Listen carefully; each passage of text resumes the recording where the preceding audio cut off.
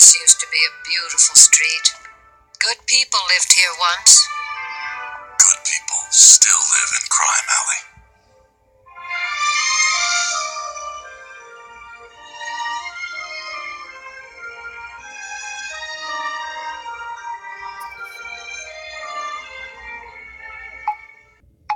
Welcome, welcome, welcome. Welcome one and all. And you know what? To a very, very special select few of you anyway. Welcome back. That's right. Fivefold Understanding YouTube variety channel where the light in the attic is always on. Around here we call it like we see it. Thus we call out bullshit when we see it. And we routinely, I suppose you could say occasionally, read and review comic books simultaneously together. And like I was saying around here, we call out bullshit like we see it.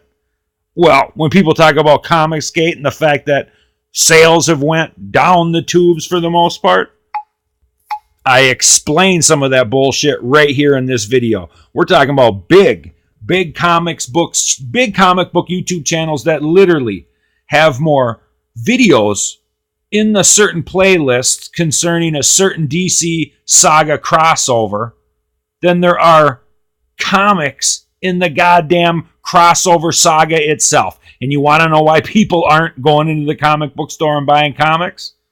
Hello, okay? You can get that right here if you want to skip through the fodder. Start about 5 minutes in. This video's right here on my channel. Came out a couple months back. Check it out. I recommend it. Because when it comes to Comicsgate, you're not going to hear anybody else peculiarly calling out that obvious, very obvious, indiscrepant bullshit. Anyhow, on the docket today, Detective Comics 1000, big time anniversary Hallmark issue.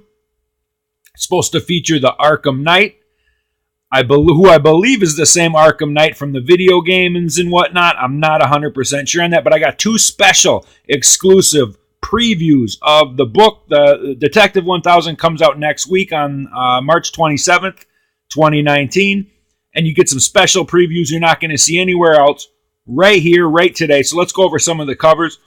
These are some of the Jim Lee ones. Classic Jim Lee doing his thing, right? That's this right here. This one's awesome. An Alex Ross cover. Now this is Detective Comics 1000. Ross did a lot of juicy work during R.I.P., one of the high points of Morrison's run. Here's some more. Some are good, some are bad. We all know the truth that there's way too many of them. Oh, there's Taylor Swift, whose phone number I actually got once many, many moons ago. Yes, it helps to be 6'5" when you're dealing with anal broads who are damn near 6'1". And there's another one here, and this is kind of interesting because you see in the corner it says After Robinson. If anybody thinks this looks familiar, they would be correct, because like it says in the corner, classic James Robinson, or not James Robinson, what's his name? Frank Robinson, the guy that created the Joker. This is one of his classic covers.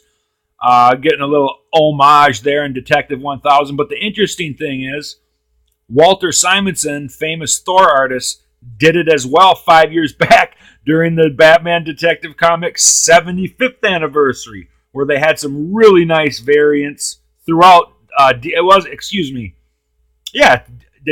because DC equals Detective Comics for anybody that doesn't know that. And DC's 75th anniversary would thus be Detective Comics anniversary. I believe. I might be wrong about that. Anyways, if that cover looks familiar, now you know why. Those were a few that just jumped out at me. But real quick, I got a note here too. Anybody new to Batman should definitely check out this somewhat rudimentary yet extremely detailed Dark Knight New 52 series by Paul Jenkins. David Finch did a lot of the art. And when he kind of drifted off, good old Uncle Ethan picked it up and did some fabulous work on Scarecrow and Man-Bat. Anybody new to Batman, I just want to let y'all know real quick, because you see Detective Comics 1000 and think, oh my God, where am I going to go with it, right? Why even start? This is where you start. You pick up some of these, Very, very nuanced and yet rudimentary. Detailed art. Great assembly of super good artists, like I said. David Finch, along with Ethan Van Sciver. A lot of fun. Great series, especially if you're new to Batman. I mean, just look at it, huh? All right, here's the first little preview cut here. Like I said, I got two. This one's a little shorter, Leslie Thompkins. Thus why I had the animated clip at the beginning to kind of prologue this video. Crime Alley, originally Park Row, where Bruce Wayne's parents got murdered and thus Batman was essentially created. This woman alleged, she comforted him as a kid, and that's part of the animated series mythology, as well as a classic Batman issue from the past, which is one of the reasons they did it in Batman the Animated Series. Detective Comics 457 by, that's right, classic artist Dick Girondo. Now, how about that for some introspective art? Written by everybody's favorite, Denny O'Neal. Okay, and obviously with Detective Comics 1000, you're going to have probably the greatest Batman custodian of all time. You're going to want him to do a story. This is here as part of what little clip of what we had in the intro. Appointment in Crime Alley. And it's a classic comic. Most people are going to find it in your Batman Greatest Stories Ever Told. It's going to have this story. All your Batman anthology series that feature multiple classic comics. And then we'll check this out and see what happens here. This is from Detective Comics 1000. And like I said, Denny O'Neal makes his return. And you can read along. You guys go ahead and read it, and I'll chime in.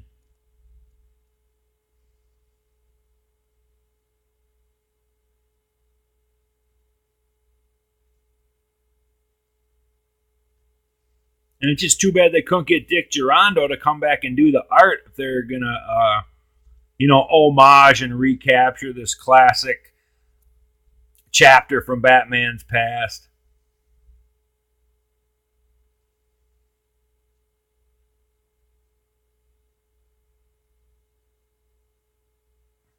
Who else lurks in the shadows? And see, this lady lives there, and she still lives there. And like I said, it was a nicer area, Park Row, and now it's, what did they call it? Crime Alley.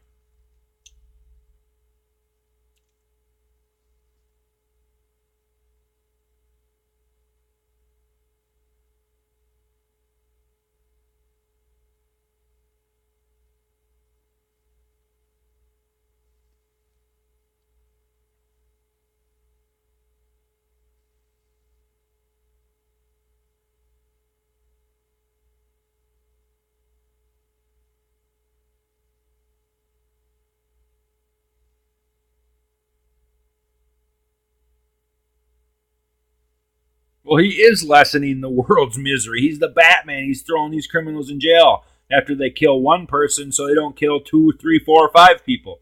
Anyways, that's all the first one. It's a shorter one, but it's a little harder to find this preview. And like I said, it's just a lot of homage going on here to classic chapters from Batman's past.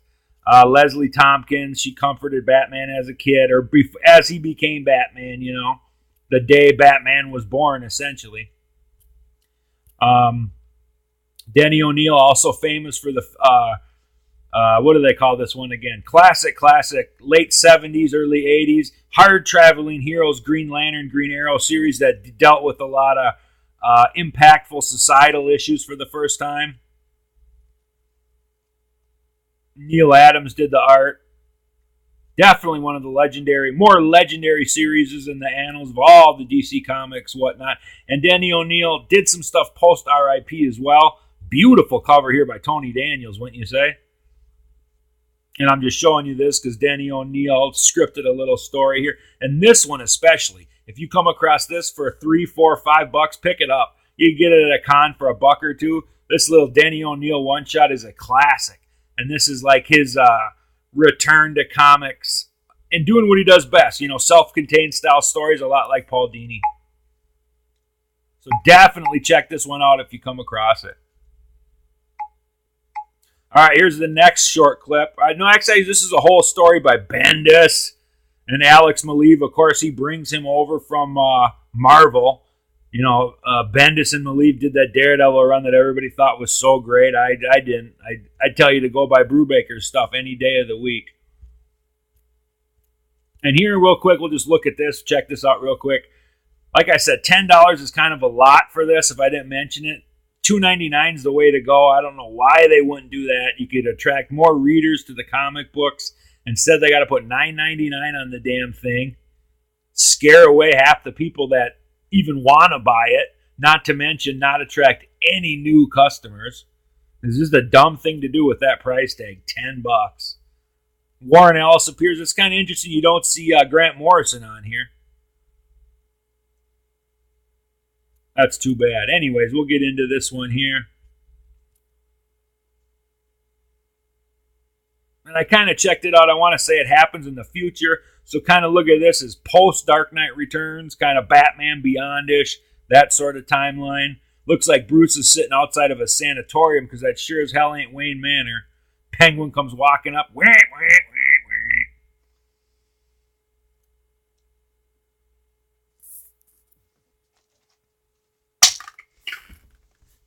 I gotta find a cigarette here. Hang on.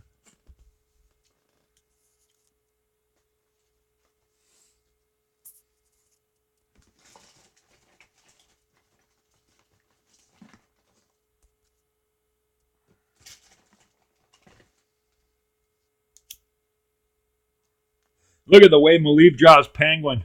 Like he's a vampire that just got done feasting on a couple of cats or something. Ish.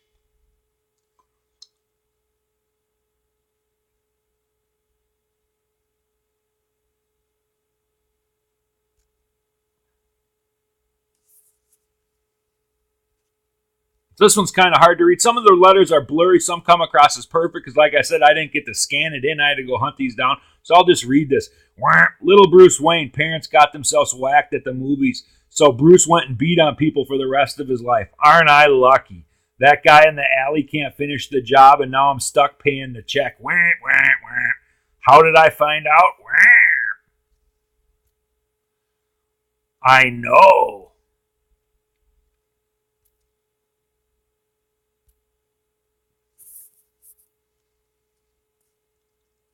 And here you got a few of the top 10. I don't know why they threw Deathstroke in there and they made the Riddler. I don't know about that Riddler tattoo on his chest, whatever that's about. That's probably some Tom King creation, just ridiculous. You don't see no Black Mask or Bane in the background. Just Joker preaching to the Gotham Underground choir. Good looking Penguin, though. He draws a good Penguin. I'll give him that.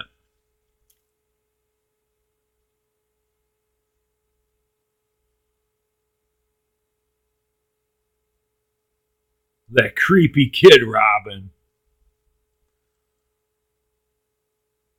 That's a hell of a Penguin drawing.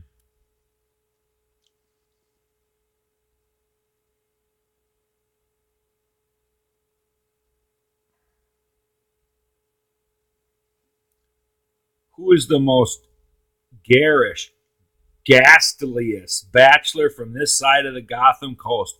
Only one name pops to mind. See, the thing is, Joker already knows who Batman is. He's known it forever. And it just wouldn't be funny, it wouldn't be funny if he were to tell these fools that he knew. It would ruin the joke.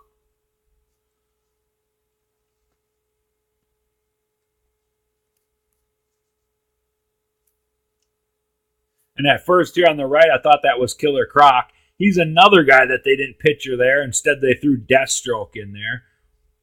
Shows the guy doesn't know the mythology too well. Hell, you could have put Owlman in there. Would have been better than Deathstroke.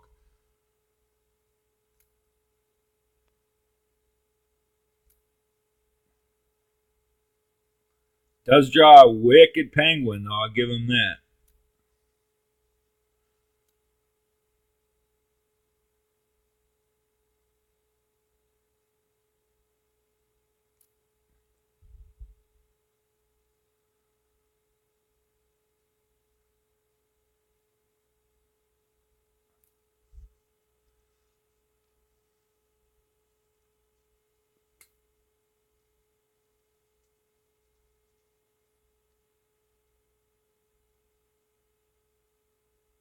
I strapped every bomb to every penguin I could get my hands on. I think that's a reference to Batman Returns, the movie.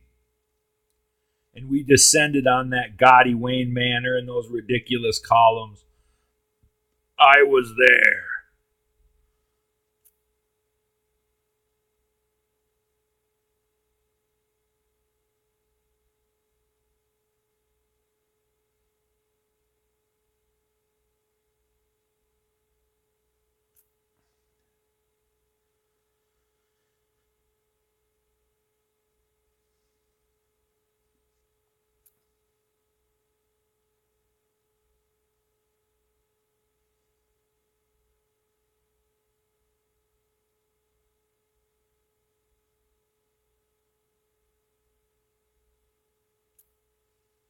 I like how he beak shadows the nose over his entire face, you know, from his maxilla down through his chin. Your maxilla is where, like, your mustache is.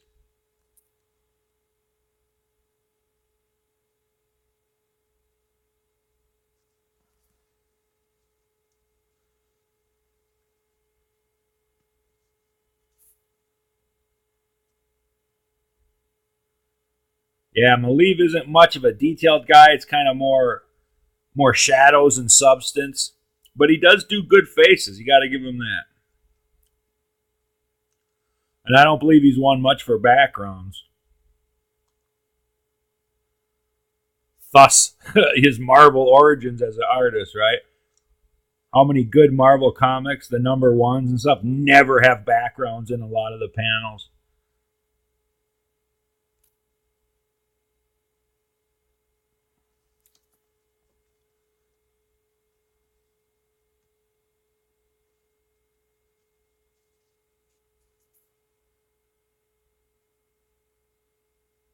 Yeah, you win, Penguin, sure.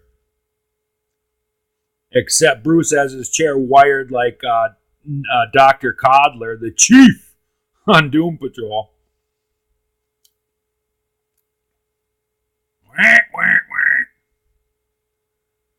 And here comes a couple of the orderlies to get him, I guess.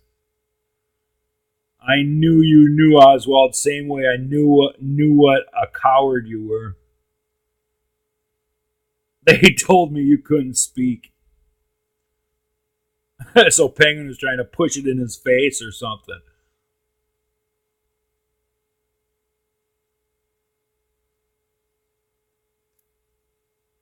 Good visit, the end. And that's what Bendis has to offer for Detective Comics 1000. Big thumbs down on that one. Seemed pretty lackluster overall, but this Arkham Knight stuff sounds interesting. And they got another Arkham Knight or the Arkham Batman or something going. And The Man Who Laughs, a one-shot recently came out. And I believe that's a different character, almost like, a doppelganger of the Arkham Knight.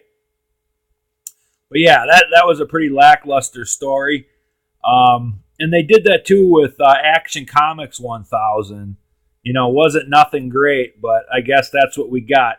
And as far as Taylor Swift is concerned, I'll have to tell you the phone number story next time.